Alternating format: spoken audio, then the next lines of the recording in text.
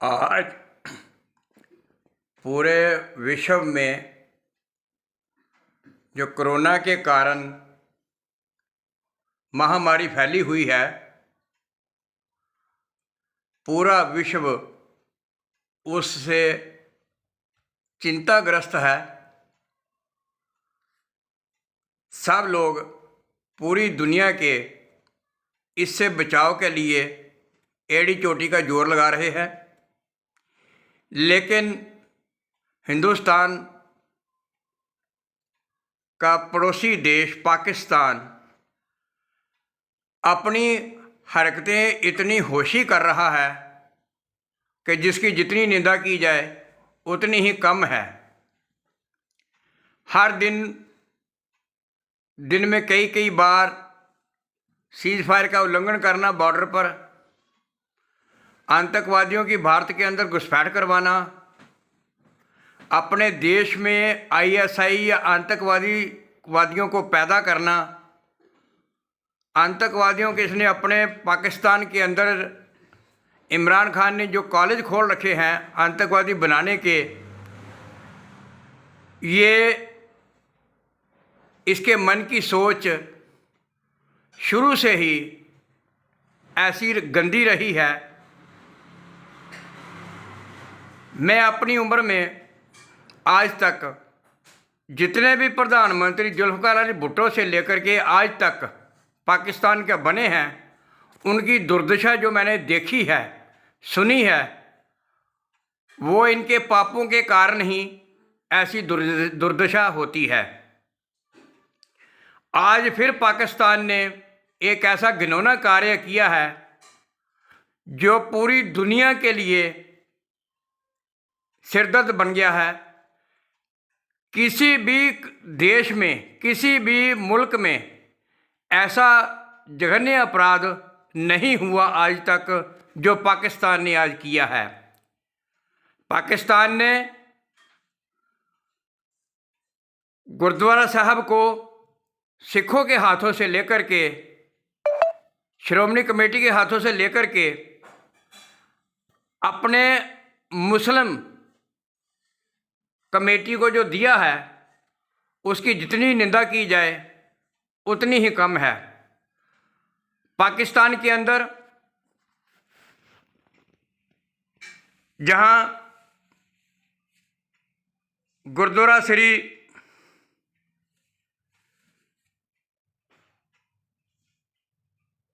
साहब को, गुरुद्वारा करतारपुर साहब को, जो पाकिस्तान ने पहले दुनिया भर का पैसा इकट्ठा करके कॉरिडोर बनाकर भारत पाकिस्तान की मैत्री का हवाला दे करके कॉरिडोर बनाया था, जिसमें हिंदुस्तान ने बढ़ चढ़ करके पहल कदम करते हुए इसको सिरे चढ़ाया।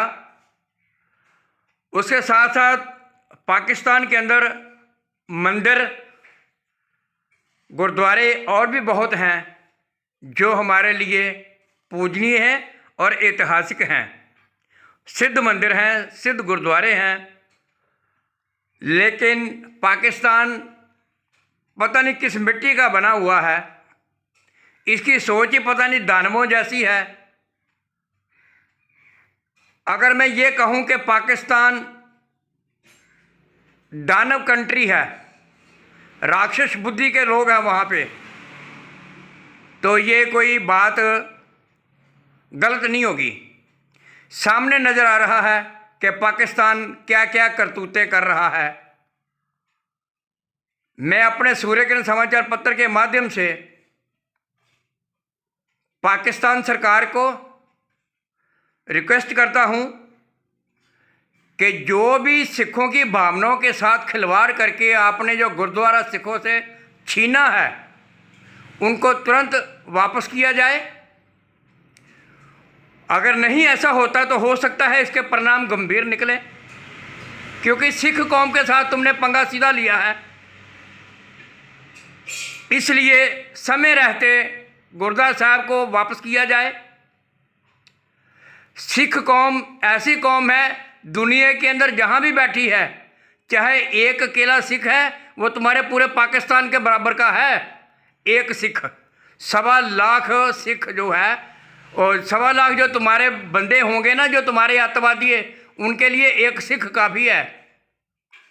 इसलिए इमरान खान, होश में आओ, राक्षस बुद्धि को त्यागो और गुरुद्वारा साहब को उसी तरह श्रोमणी कमेटी को वापस करो। क्यों पंगा ले रहे हो नजायज? आपने कितने हिंदू मार दिए, कितनों के धर्म आपने परिवर्तन कर दिए, क्या मिल रहा है आपको? अरे अपने तरक्की की बात करो। भारत कहाँ पर पहुंचा है जिसके अंदर से तुम निकले हो? भारत इस समय कहाँ है? वो चांद की बात कर रहा है, तुम अभी भी भारत के अंदर घुसने की कोशिश करी जा रहे हो। जहां से निकलेगा वहीं घुसोगे अभी भी। होश में आ जाओ, होश में आओ और गुरुद्वारा साहब को वापस करो। जहां से निकले हो वहां घुसने की कोशिश मत करो।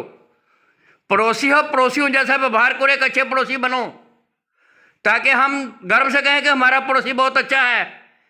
हम हिंदुस्तानी तुमको रोज सुबह उठते ही गालियां निकालते हैं, गंदी गंदी गालियां निकालते तुम्हें, और तुम अपनी करतूतों से बाज नहीं आते। मत खाओ, ऐसी बददुआएं मत लो, ऐसी बददुआएं मत लो। इमरान खान, पाकिस्तान सुधर जाओ, अच्छे पड़ोसी बनो, अच्छे पड़ोसी बन के दिखाओ, ताकि कल को तुम्हारे ऊपर कोई प्रॉब्लम आती है, कोई मुसीबत आती है, तो हम तुम्हारे साथ कंधे से कंधा मिला करके खड़ा रहें। दूसरी तरफ मैं अपने देश की उन विपक्षी पार्टियों को भी आगाह करता हूं, ये चेतावनी देता हूं, खास तौर ये जो कश्मीर के अंदर अब्दुल्ला सरकार बनी थी, या मुफ्ती है जो आतंकवादी भाषा बोलते हैं। मैं अपने प्रधानमंत्री को कहता हूं कि हिंदुस्तान के अंदर किसी भी कोने में किसी भी धर्म जाति का इंसान जो है, वो अगर देश विरोधी भाषा करता है, भाषण करता है, देश विरोधी बात करता है, तो उसे तुरंत गिरफ्तार करके फांसी पर लटकाया जाए, जैसे बाकी देशों में है। हम हिंदू हैं, सनातनी हैं, हम रहम करते हैं, हमारे अंदर रहम की भावना है। और पाकिस्तान तुम क्या कर रहे हो? क्या कर रहे हो? कितने दिन तुम सत्ता में और रह लोगे? बाद में लोगों के जूते खाओगे, क्या करोगे, क्या नहीं करोगे, कहाँ जाओगे? सुधर जाओ, और मेरे देश के लोग भी सुधर जाएं, जो हिंदुस्तान में रह करके, हिंदुस्तान का खा करके हिंदुस्तान के विरुद्ध बोल रहे हैं, चाहे वो किसी भी पार्टी का हो। अपने हिंदुस्तान की बात करो, हिंदुस्तानी हो। हिंदुस्तान के अंदर जो भी हिंदुस्तान में रह रहा है वो सबसे पहले हिंदुस्तानी है। अरे जात धर्म भगवान ने पैदा नहीं किए, जात धर्म हमने खुद बनाया। भगवान ने सिर्फ 4 वंश बनाए हैं, ब्राह्मण, क्षत्रिय, वैश्य और शूद्र। और ये कौन है? ये जाति नहीं है, मैं एक इंसान हूँ। ब्राह्मण कौन है? ये मेरा दिमाग, खोपड़ी, ये ब्राह्मण है, जो जहाँ से अच्छी बुरी सोच निकलती है। क्षत्रिय कौन है? मेरी भुजाएं हैं। क्षत्रिय का काम है लड़ना, युद्ध में कभी ना भागना। ये भुजाएं जो हैं ये क्षत्रिय हैं, सीना क्षत्रिय है, भुजाएं क्षत्रिय हैं। और जो वैश्य है वो कौन है? वो कोई जात बरादरी नहीं है, वैश्य हमारा पेट है। जैसे बानिया अपने गोदाम के अंदर सामान भर के सारे करियाना जो भी सामान है वो बेचता है थोड़ा थोड़ा करके, वैसे जो हम खाते हैं वो पहले सीधा पेट में स्टोर होता है, जमा होता है, फिर वो पूरे शरीर में जाता है। ये है वैश्य। और शूद्र कौन है? शूद्र हमारी ये टांगें, पैर, ये शूद्र हैं, जिससे हम चलते हैं। शूद्र हमारे सेवक हैं, हमारे शरीर के अंग हैं। अरे वो राजनीति की करने वाले हो, गंदी राजनीति करने वालों, क्यों आपस में हम लोगों को लड़ा रहे हो? कभी तुम उसकी बात करते हो, जाति धर्म की बात करते हो, कभी तुम किसी जातिवाद की बात करते हो, कभी धर्म की बात करते हो। क्या ये बकवास ला रखी है आप लोगों ने? इंसान समझो, सब इंसान हैं, भगवान के बंदे हैं सारे। भगवान ने किसी को जाति धर्म में नहीं पैदा किया है, भगवान ने वंशों में पैदा किए, 4 वर्ण पैदा किए हैं। वो चारों वर्ण जो हैं वो मैंने आपको बता दिए हैं। इसलिए जितने भी कोई आपने आपको कहता मैं हिंदू हूँ, मैं कुम्हार हूँ, मैं लोहार हूँ, ये हमने अपने काम बांटे हुए हैं। जो काम बंदा करता है वो उसको उसका नाम से पुकारा जा सकता है भाई। वो ये लोहार का काम करता है भाई, वो ये नाई का काम करता है भाई। ये है हमारे अंग है, शरीर के अंग हैं, हमारे भाई हैं, हमारा अपना खून है ये। इसलिए है मेरे देशवासियों, राजनीतिक पार्टियों के नेताओं के ऐसे भाषणों में मत आओ कि वो दलित है, वो फलाना है, वो ये है। ये जो सरकारें आती है ना, ये आप लोगों को ऐसी जाति के आधार पर भिखारी बना रही हैं। भिखारी कैसे बनते हैं? आटा फ्री, तेल फ्री, दाल फ्री, रहने के लिए घर फ्री, आपको बिजली फ्री, आपको पानी फ्री। तो मैं उन माताओं बहनों से पूछता हूं कि तुम्हारे बंदे काम क्या करेंगे? सारा दिन ताश खेलेंगे, जुआ खेलेंगे, अगर नहीं मिले तो घर के बर्तन बेच के भी ये शराब पियेंगे। ये दिया है इन नेताओं ने। इसलिए भाइयों, मेहनत करो, दसवंध की कमाई, अपने दसनाओं की कमाई करो और किरत करो, और दसवंध जो है वो आपका वो भी निकालो, धर्म के कार्य भी करो।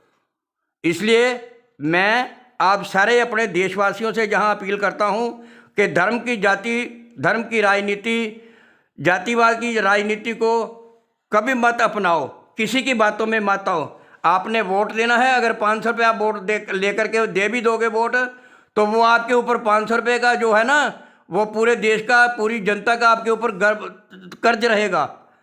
आप क्या कर रहे हो? बेच रहे हो अपनी ईमान को 500 रुपये में। मत करो ऐसा, कमाई कर लो 500 रुपये की, कितने दिन शराब पी लोगे उस पैसों से?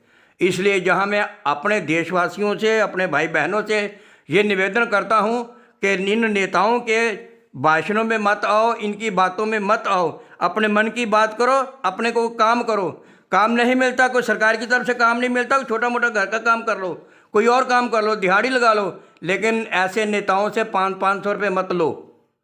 अगर ये तुमको बोलते कि ना तुम शूद्र हो, तुम ये हो, तुम वो हो, तो जाति या धर्म के नाम पर अगर कहते हैं तो बोलो भाई हम जो हैं ठीक है, इंसान तो है ना हम, ये बात कहो।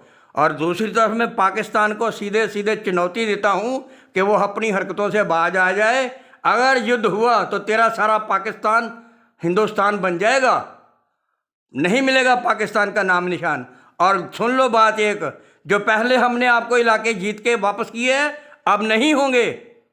तुम्हारे पापों का घड़ा भर चुका है। अब हम तुमको जितने भी हमने आपका इलाका जीत लिया, वो हम वापस नहीं करेंगे, आपको कभी नहीं करेंगे।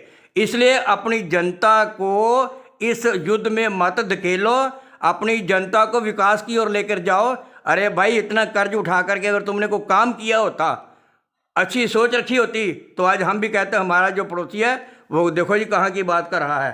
क्या कर रहे हो इमरान खान, क्या कर रहे हो पाकिस्तान? सुधर जाओ। धन्यवाद।